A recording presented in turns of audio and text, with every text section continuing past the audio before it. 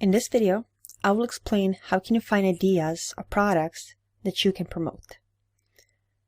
This is an affiliate network site that I use, but don't worry, we'll talk about networks in the future videos. One of these three niches that I mentioned in the previous videos will be a broad category. Now, you would need to dig deeper in order to find something that you're passionate about. In weight loss products, you can either find supplements to lose weight, or you can find exercise programs. In Make Money Online niche, you can find courses that teach SEOs, courses that deal with dropshipping or affiliate marketing.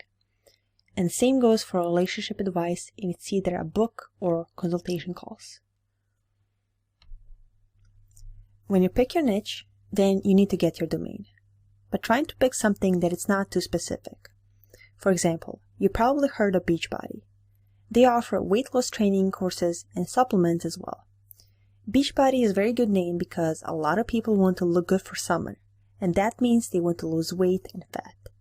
So try to look for something that states your broad niche and something that talks in general about your product and service. Another tip in this process is when you're creating content for your blog, Facebook page, or YouTube, always do a keyword research. You can either use Google Keyword Planner, Google Trends, Keyword Finder, Ubersuggest, vidIQ, or TubeBuddy. Always type in your broad niche, for example, affiliate marketing. And then look for trends, overall score, and the volume of searches. The next thing is to create a title for your niche. So you can put affiliate marketing and then add keyword to it. For example, affiliate marketing for beginner, affiliate marketing with Facebook ads, and so forth. Look at the search volume for each related keyword. Search score weights in the volume, competition, and popularity. Overall score is combining everything, so aim for as close to 100 as possible on the search score and the overall score. Try to see what your competition is doing.